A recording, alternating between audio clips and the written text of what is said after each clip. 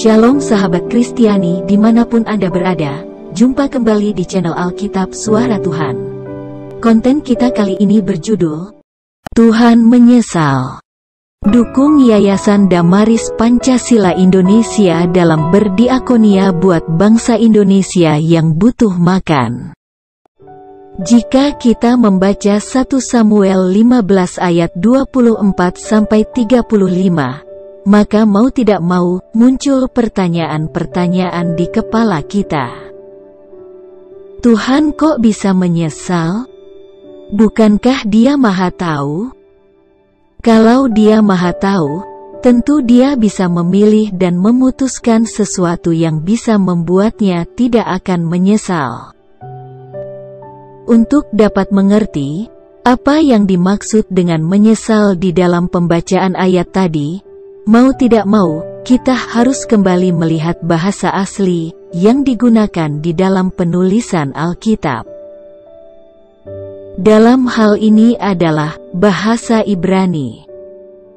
Kata yang diterjemahkan sebagai menyesal di dalam Alkitab bahasa Indonesia berasal dari kata naham di dalam bahasa Ibrani.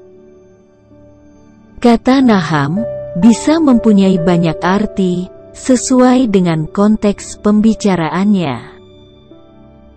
Naham bisa berarti sikap melunak, sikap bersedih, menyatakan rasa simpati, menghibur, menyesal, dan bertobat. Mari kita membaca 1 Samuel 15 ayat 29 dan ayat 35. Ayat 29. Lagi Sang Mulia dari Israel tidak berdusta, dan ia tidak tahu menyesal, sebab ia bukan manusia yang harus menyesal. Ayat 35. Sampai hari matinya, Samuel tidak melihat Saul lagi, tetapi Samuel berduka cita karena Saul. Dan Tuhan menyesal karena ia menjadikan Saul raja atas Israel.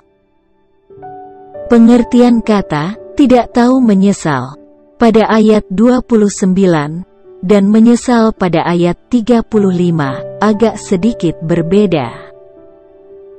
Pada ayat 29, kata tidak tahu menyesal ini harus dipahami sebagai tidak akan menyesali. Konteksnya adalah ketegasan Tuhan.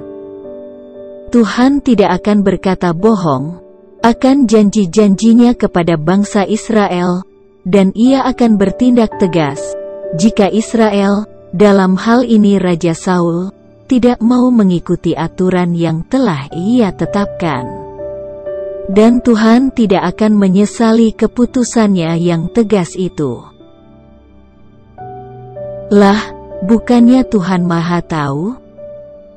Kenapa Dia masih memilih Saul? Ini adalah satu pertanyaan yang bagus, dan jawabannya juga berupa pertanyaan. Apakah Tuhan tidak boleh memberikan kesempatan kepada Saul untuk menjabat sebagai seorang raja, dan berharap ia akan mengikuti semua kehendaknya? Ya, tentu saja boleh. Setiap orang sebaiknya diberi kesempatan, tetapi sekali lagi, bukankah Tuhan sudah mengetahui akhir dari semuanya? Betul, Tuhan Maha Tahu, dan Ia tahu apa yang akan terjadi. Tetapi, apakah semua orang lain tahu? Artinya, Tuhan juga fair kepada semua orang lain, dengan menunjukkan bahwa Ia sudah memberikan kesempatan kepada Saul. Sebenarnya, masalah yang sama juga berlaku terhadap tugas pemberitaan Injil. Apakah Tuhan tahu siapa yang mau bertobat dan siapa saja yang tidak mau bertobat? Siapa yang masih mengeraskan hatinya, dan siapa yang mau menerima Dia? Tentu Tuhan tahu.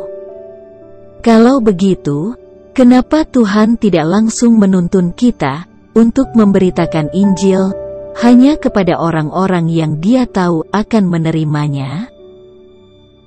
Inilah yang namanya keadilan Tuhan. Dia harus memberikan kesempatan kepada setiap orang untuk mendengar berita Injil dan memutuskan sendiri apa yang harus ia putuskan. Masalahnya bukan soal Tuhan tahu atau tidak, tetapi masalahnya adalah Tuhan sedang menghormati kehendak bebas kita.